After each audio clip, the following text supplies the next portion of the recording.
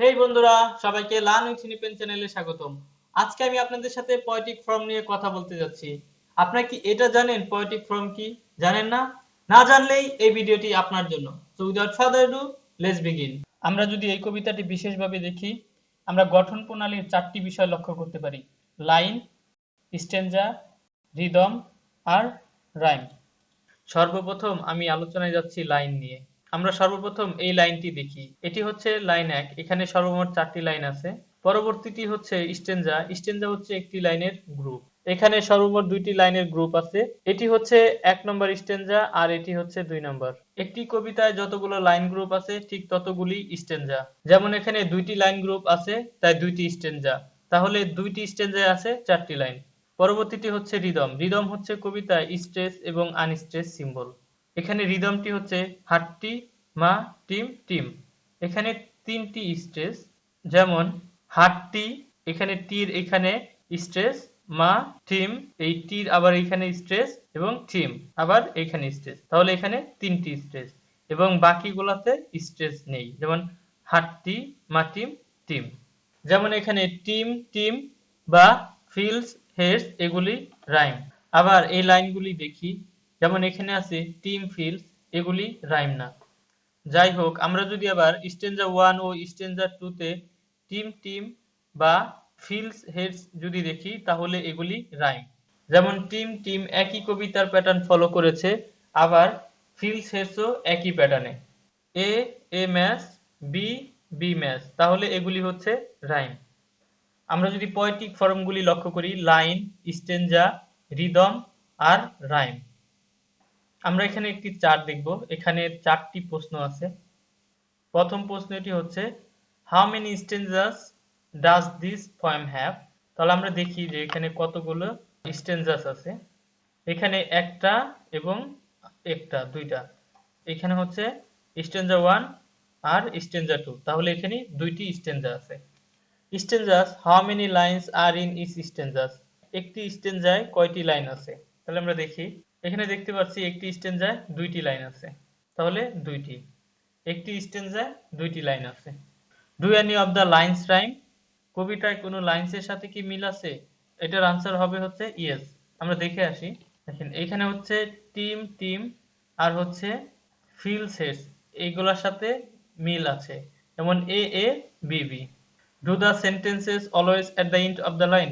বাক্যগুলি কি সবসময় প্রত্যেকটা লাইনই শেষ হয়েছে? এটাই আনসার হবে নো, কারণ আমরা দেখে আসি। এখানে স্ট্যাঞ্জার সবগুলি টেক্সটই হচ্ছে একটি লাইন। কোনো কবিতা পড়ে আপনাকে অবশ্যই আগে থিম বুঝতে হবে, তবে কোনো কবিতার 100% থিম বোঝা প্রায় অসম্ভব। আবার একটি ইংলিশ কবিতা বাংলায় ট্রান্সলেট করলে ওইটার মিনিং একরকম দিবে, আবার যদি কোনো সেন্টেন্স ট্রান্সলেট করা হয় তবে ওইটার মিনিং আরেক রকম দিবে। কোনো কবিতা ট্রান্সলেট করা হয় তখন সেটার ভাব, অর্থ রাখতে হয়, সেটা তাল, লয় এগুলা ঠিক রেখেই ট্রান্সলেট করা হয়, সেটা বাংলায় হোক বা ইংলিশে হোক। কোনো কবিতা ট্রান্সলেট করলে যেন শ্রুতিমধুর মনে হয়। অনেক সময় কবিতার ক্ষেত্রে সরাসরি অর্থ না লিখে ভাব অর্থ লেখা হয়ে থাকে। একটি কবিতা ট্রান্সলেট করার পরে সেটার ভাব অর্থ যেন ঠিক থাকে। তাছাড়া একটি কবিতা ট্রান্সলেট করার পরে সেটা পড়লে মনে হবে না যে এটা কোনো কবিতা। বিশেষভাবে কোনো কবিতা বা কোনো সেন্টেন্স লেখার সময় একইভাবে লেখা হয় না। কবিতায় অনেক সময় গ্রামার মেনটেন করা হয় না, যেখানে কোনো সেন্টেন্সে 100% গ্রামার ফলো করা হয়। উদাহরণস্বরূপ আমি কিছু কবিতা আপনাদের সাথে শেয়ার করব। এখানে আমার স্ক্রিনে আমি লিঙ্কগুলো আমার ড্রপ বক্সে দিয়ে দিব, আপনারা সবাই লিঙ্কগুলোতে গিয়ে দেখবেন। এই লিঙ্কটাতে আমরা গানের কিছু কমন মিস্টেক দেখব। যেমন উপরে এখানে হেডলাইনে আছে 11 painful grammatical error in song lyrics. দেখি আমরা নিচে কি কি ভুলগুলো আছে। টোটাল এখানে 11টা গ্রামাটিক্যাল এরর আছে। যেমন এখানে 1 নম্বর হচ্ছে, যেমন এখানে আছে you and I when it should be you and me. এখানে হওয়া উচিত ইউ অ্যান্ড মি, কিন্তু এখানে আছে ইউ অ্যান্ড আই। এখানে সর্বমোট 11টি এক্সাম্পল আছে, আপনারা দেখে নিতে পারেন। এগুলো হচ্ছে গানের গ্রামাটিক্যাল এরর্স। গ্রামার ছাড়াও কবিতায় আরো কিছু বিষয় আছে যেগুলো হচ্ছে আমি আপনাদেরকে প্র্যাকটিক্যাল দেখাবো। আমরা যদি এই ওয়ার্ড আর্কিক ফর্মস দেখি তাহলে আমরা বিশেষ কিছু লক্ষ্য করব। যেমন এখানে দেখা যাচ্ছে thee, thou, you. For example, I like you. এই আই লাইক ইউ এখানে আই লাইক দি থাকতে পারে। এই দিটা হচ্ছে অবজেক্টিভ ফর্ম। যখন কোনো সেন্টেন্সের লাস্টে ইউ থাকে তখন এখানে দি হয়, কারণ এটা হচ্ছে অবজেক্টিভ। আমরা আবার আরেকটি এক্সাম্পল দেখতে পারি, যেমন ইউ উইল বি হ্যাপি, তুমি খুশি হবে। ইউটা হচ্ছে এখানে সাবজেক্টিভ, তাহলে এই ইউ এর এখানে দাও হবে, দাও উইলট বি হ্যাপি। তো এখানে আবার উইল এর সাথে একটা টি যোগ করা হয়েছে। আমি এখানে এক্সাম্পল হিসেবে কিছু সেন্টেন্স এখানে আমি শেয়ার করেছি আপনাদের সাথে। তারপরে আমরা দেখতে পারি, যেমন এখানে for example I like your shirt, আমি তোমার জামা পছন্দ করি। এটা যদি দেখি, এখানে দেখাচ্ছে আই লাইক দাই শার্ট, আমি তোমার জামা পছন্দ করি। এটা হচ্ছে পসেসিভ ফর্ম।